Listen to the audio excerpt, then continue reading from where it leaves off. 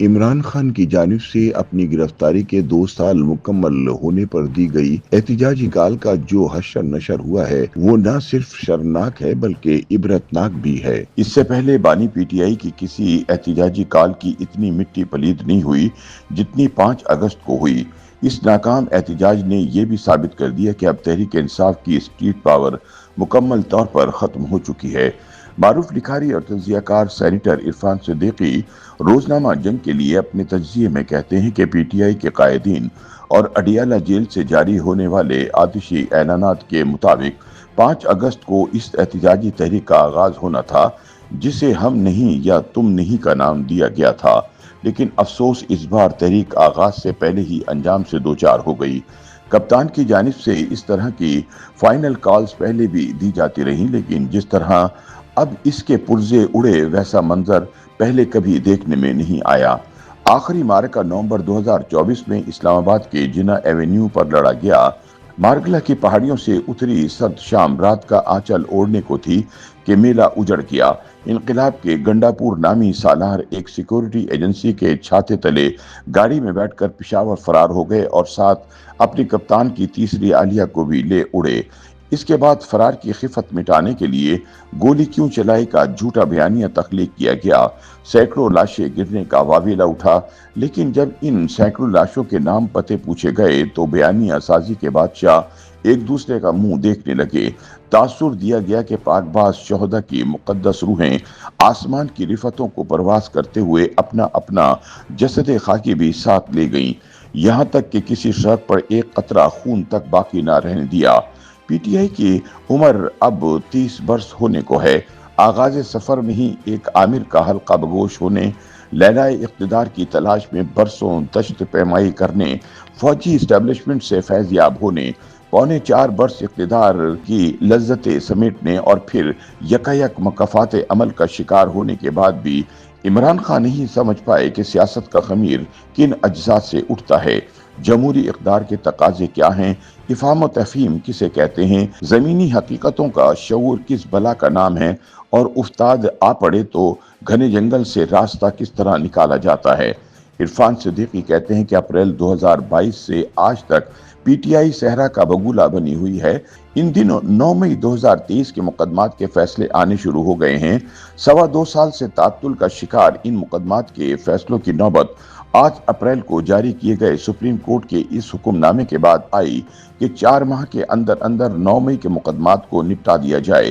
یہ میعاد بھی 3 دن بعد ختم ہو جانے کو ہے، لیکن بہت سے مقدمات ابھی فیصلہ طلب پڑے ہیں۔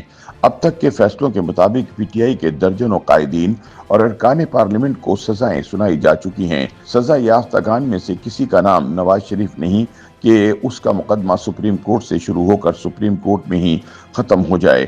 نہ اپیل، نہ وکیل، نہ دلیل۔ شاید اس کا جرم 9 مئی کی بغاوت اور سرکشی سے زیادہ قبیح تھا کہ اس نے اپنے بیٹے کی کمپنی کا ملازم ہوتے ہوئے اس سے تنخواہ نہیں لی۔ لیکن 9 مئی کے ملزمان کو سنائی جانے والی سزائیں حرف آخر نہیں، یہ سلسلہ ابھی آگے بڑھے گا۔ اپیلیں ہائی کورٹس میں جائیں گی، ضرورت پڑی تو سپریم کورٹ تک پہنچیں گی، پھر بھی تسلی نہ ہوئی تو نظر ثانی اپیلیں دائر ہوں گی۔ لیکن پی ٹی آئی نے اپنی روایتی ہنرکاری سے کام لیتے ہوئے سزاؤں کو حکومتی جبر اور عدالتی ناانصافی تک محدود کر دیا ہے۔ 100 اخبارات اور ٹی وی چینلز پر بھی ساری بحث ظلم اور ناانصافی کی اسی بیانیے تک سمٹ کر رہ گئی ہے۔ کوئی پیچھے پلٹ کر یہ دیکھنے کی زحمت گوارا نہیں کر رہا کہ ہماری تقویم میں 9 مئی کا دن بھی آیا تھا، وہ دن جب 250 سے زائد دفاعی تنصیبات پر منظم حملے ہوئے، جب ارض پاک کے تحفظ اور دفاع کے لیے جانیں نچھاور کرنے والے شہداء کی یادگاریں تاراج کر دی گئیں، جب ہوائی اڈوں پر کھڑے پاک فضائیہ کے طیارے نظر آتش کر دیے گئے، کوئٹہ سے چکردرہ چھاونی تک ہونے والی یہ غارت گری کیا جائز تھی؟ کیا ایسے فسادیوں کو کسی باز پرس قانونی اور عدالتی عمل اور سزا کے بغیر چھوڑ دیا جاتا؟ اگست 1947 سے اگست 2025 تک 78 برس کے دوران بہت سی تحریکیں چلیں، سیاسی احتجاج ہوئے، بہت سے ہنگامے ہوئے، لیکن کوئی پاکستانی اپنے دل پر ہاتھ رکھ کر 9 مئی 2023 جیسے کسی غارت گری کی نشاندہی کر سکتا ہے؟ ہرگز نہیں۔ اس لیے کہ 9 مئی تو کہاں، اس سے دور دور کا رستہ اور تعلق رکھنے والا کوئی واقعہ بھی رونما نہیں ہوا۔ عرفان صدیقی کے بقول ٹھوس شواہد نشاندہی کرتے ہیں کہ یہ بغاوت برپا کرنے کی سازش تھی، جس کا نشانہ آرمی چیف سید عاصم منیر تھے۔ سپہ سالار کا تختہ الٹ کر اپنے ڈھب کے کسی وردی پوش کو اس مسند پر بٹھا کر پھر سے حکومت پر قبضہ جمانا اور اسلام آباد کو 1857 کی جنگ آزادی کے بعد کی دلی بنا دینا تھا، جہاں ہر چوک پر سلیبیں گڑی ہوں اور پھندوں میں لٹکی سیاسی حریفوں کی لاشیں انقلاب نو کی نوید دے رہی ہوں۔